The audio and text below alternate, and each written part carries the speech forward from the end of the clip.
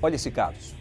Depois de 9 anos do desaparecimento de Andressa, mostra lá, Andressa é a moça da esquerda, tá vendo? Ali, ó, de blusinha preta. Você vai entender esse caso comigo. A polícia prendeu o Josuel, esse rapazão no meio aí na foto, tá vendo? Ele, né, era o amante desta jovem. Ele acompanhado da mulher que aparece lá de azul. Eles são acusados de matar e esconder o corpo de Alessandra. A vítima desapareceu num sábado depois de ir até a oficina de Josuel conversar com ele. Meses antes, a Alessandra tinha denunciado o Josuel por tentativa de homicídio. Este homem chegou a ser preso, só que ela acabou perdoando o amante e continuou a se encontrar com Josuel. Alessandra sumiu dias antes da segunda audiência sobre essa tentativa de assassinato. O delegado tem certeza do crime. Mesmo sem ter encontrado o corpo para o delegado, eles mataram a Alessandra. A reportagem completa você vê agora. O Josuel, de 56 anos, é conhecido no bairro onde vive, em Cuiabá, como Zuel. Este também é o nome da oficina de carros que ele é dono.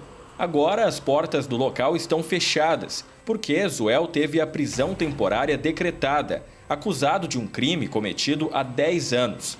Ele foi preso no centro da cidade, usando documento falso para não responder pelo crime. Em outubro de 2009, Alessandra saiu de casa para se encontrar com o amante Zuel na oficina dele e nunca mais foi vista. 10 anos não são 10 dias. Temos, no caso, foi prorrogada a prisão do Josué por mais 30 dias. Isso é fato incontroverso nos autos, o relacionamento entre eles, conforme a própria versão do principal envolvido. Essa questão de não tem corpo, não tem crime, é uma falácia, né? Está aí vários casos de renome nacional em que houve a condenação das pessoas com base em materialidade indireta. Passaram 10 anos, não há, por exemplo, resquícios de sangue, não há um indício de que ela, naquele local, indício direto, assim, de que ela tenha sido morta. Mas como se provou que essa mulher morreu então? Se provou por elementos que a gente prova no inquérito policial, testemunhos, diligências, ferramentas de inteligência que demonstraram que essa mulher foi morta ali na oficina ou em algum outro local para onde ela foi levada e sabe lá o que fizeram com ela, que brutalidade a submeteram. Josuel tem uma relação estável com Rosinete de Souza, mas sempre teve muitos casos com outras mulheres. Alessandra era uma de suas amantes. 7 meses antes de desaparecer, Alessandra e Josuel tiveram uma briga bastante violenta e ele chegou a feri-la usando uma faca. Na época, Josuel foi preso pela tentativa de assassinato e Alessandra conseguiu na justiça uma medida protetiva contra ele. Só que Alessandra era apaixonada por Josuel e continuou a encontrá-lo. Ela sumiu 1 mês antes da audiência sobre a tentativa de assassinato. Segundo o delegado que reabriu o caso do desaparecimento, Josuel não desistiu de planejar a morte de Alessandra.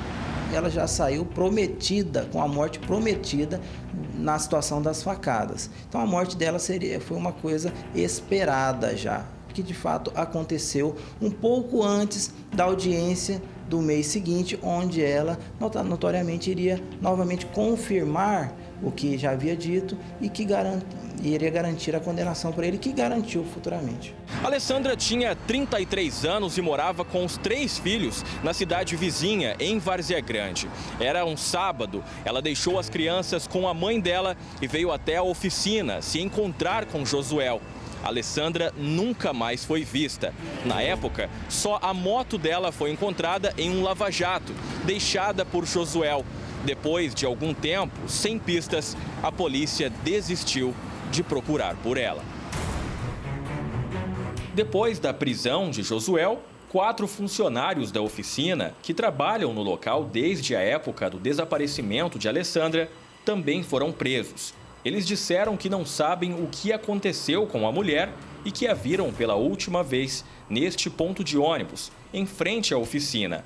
Rosinete, a esposa de Josuel, também foi presa. Ela teria ajudado o companheiro a cometer o crime e a esconder o corpo de Alessandra. Mas durante o depoimento, eles negaram ter um relacionamento. Ela funciona como uma mentora do Josué.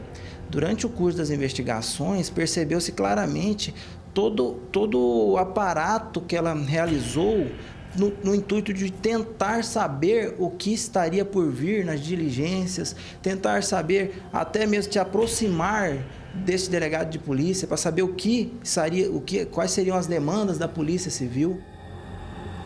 As investigações continuam para saber qual foi a participação de cada um dos funcionários no crime. O delegado vai pedir que a prisão temporária do casal seja convertida em preventiva. Agora, Percival, essa história de que não há corpo, não é crime, não existe crime se não tem corpo. Cai por terra. Completamente. Já houve durante muito tempo no Brasil essa tese, não há crime sem cadáver. Mas nós temos, entre outros, 3 exemplos de que se pode acusar, processar e julgar. O caso da Elisa Samúdio, cuja morte foi atribuída ao ex-goleiro Bruno, do Flamengo. O caso de um advogado no Espírito Santo, Carlos Batista, cujo corpo foi derretido numa banheira com ácido. E o famosíssimo caso, você não tinha nascido ainda, Bruno, da Dana de Tefé, que foi morta pelo advogado Leopoldo Heitor. Também nunca se achou o corpo, o que não impediu o advogado ser julgado por isso. Boa, Percival. Agora, imagina a família, 9 anos sem saber onde está o corpo, sem poder fazer um velório, uma despedida digna para a Alessandra.